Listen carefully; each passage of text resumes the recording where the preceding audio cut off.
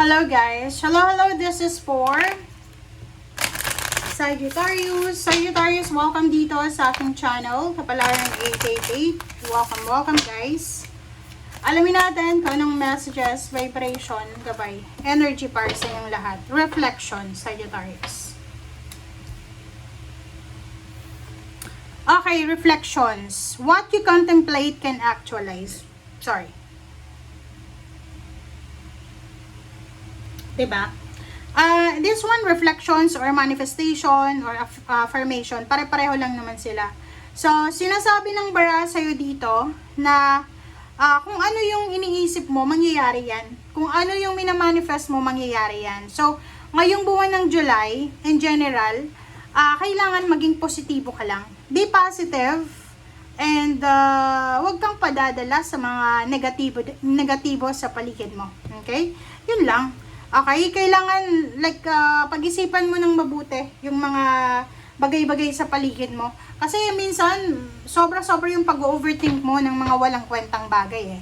So, sinasabi ng baraha, kung puro negative yung iniisip mo, negative talaga yung papasok sa buhay mo. Pero kung positive, yan positive talaga yung papasok sa buhay mo.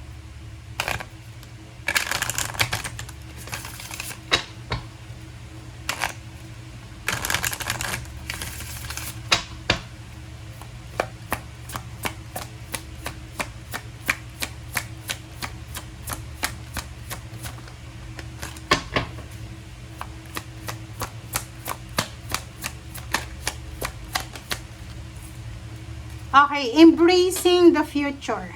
Embracing the future. I step into the future with an open heart. Wow! So yun, Sagittarius, this is recovery. Moving on. So, nakikita ko sa'yo dito na this month of July, ngayong buwan ng July, this is the new beginnings, the start ng pagbabago sa buhay mo.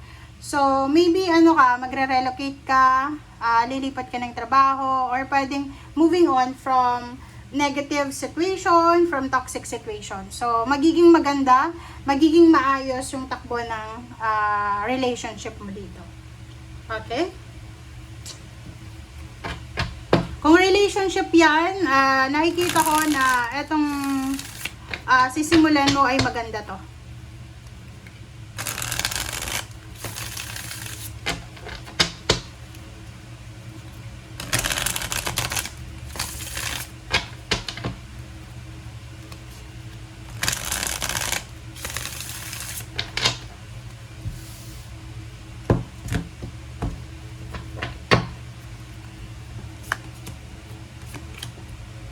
Okay, first two cards, Six of Pentacles and Nine of Wands.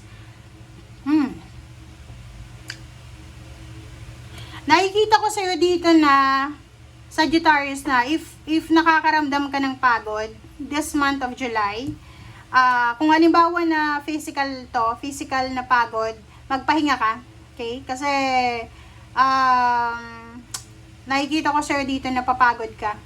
Pwedeng gusto mo ng karamay, kadamay, parang ganun. So, sabi ng baraha sa'yo, kung nakakaramdam ka ng pagod, magpahinga ka. Yung Six of Pentacles dito, sinasabi ng baraha sa'yo, yung Six of Pentacles na yan, ay this is someone na posibleng makakatulong sa'yo. Okay? Yung Nine of Wands, this one is the physical strength na meron ka, na medyo nangihina ka. So, kung etong embracing the future na to, like for example, kung tungkol yan sa relationship, etong taong ito na papasok sa buhay mo, kung bagong relationship yan, yung taong papasok sa buhay mo, matutulungan ka niya. Kumbaga, siya yung magiging kalakasan mo. So, di ba? You're lucky kasi etong taong yan ay hindi lang siya magiging love life mo, siya pa yung magiging support system mo. Maganda yun, no? Di ba? Pag may karelasyon ka, tapos hindi pabigat, di ba? Pag nakita mo, excited ka, ganyan. Okay. The Emperor and the Strength. Wow! So, nakikita ko sa'yo dito, mananatili kang strong, mananatili kang powerful sa lahat ng area sa buhay mo, trabaho, negosyo, whatever man. Ang Emperor na to, Yung Emperor na yan, this one is the stability in foundation siya. So, posibleng sa trabaho yan, may promotion, salary increase, mas magiging matatag, mas magiging maganda yung takbo ng financial mo, parang ganon. And another is yung strength, physical body. Nakikita ko sa'yo dito na wala kang masyadong problema sa physical health mo. Healthy and thriving, kicking, parang ganon. Explorer Pentacles, wow. There's a level up, guys. Talagang magle-level up yung buhay mo. Financially, nakikita ko sa'yo dito yung level up. So, pwedeng from ganito, pataas ka. Okay? There's a promotion. Tataas yung revenue, yung income, position sa trabaho, whatever man. Pwedeng magta-travel. Pwedeng pupunta ka ng ibang bansa. Ayun. Pwedeng pupunta ka ng ibang bansa or pwedeng magta-travel ka para hanapin kung ano yung financial na needs mo. Okay? Next is Death and Two of Swords. So, dito sa Death and Two of Swords, nakikita ko sa'yo dito na huwag kang padalos-dalos sa mga decision mo ngayong July. Be careful sa mga decision making natin. And at the same time, pag-isipan kung ano yung mga kailangan pag-isipan. Okay, 9 of Cups and 10 of Wands. 9 of Cups and 10 of Wands. Kung makikita mo dito, sinasabi ng baraha sa'yo na lahat ng sacrifices mo daw, Sagittarius, lahat ng mga pagtitiis, lahat ng mga sakripisyo, ay posibleng may makukuha ka dyan na kapalit na pwedeng magdala sa'yo ng sobra-sobrang happiness. Nakikita ko sa'yo dito, pwedeng from heartbroken ka, papunta ka doon sa talagang happiness na pinagpipray mo. Okay? Nakikita ko sa'yo dito na posibleng sobra-sobra yung sacrifices mo para sa pamilya, para sa stability ng iyong pamilya. Diba? 10-10 to eh. Diba?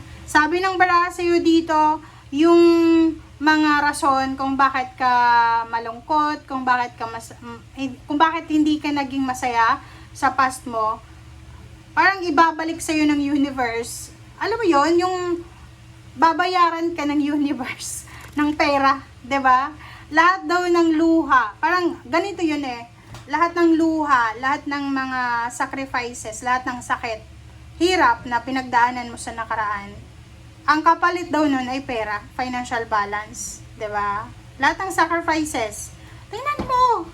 Kung hindi ka naniniwala, 10 of Wands, 10 of Swords, 'di ba? Sabi ng baraha diyan, lahat ng sakit, lahat ng hinanakit, lahat ng pagtitiis, ang kapalit daw niyan ay pera. Malaking halagang pera. Kaligayahan, emotional happiness, and then katapusan ng problema. 'Di ba? Yun. Thank you guys for watching. Bye!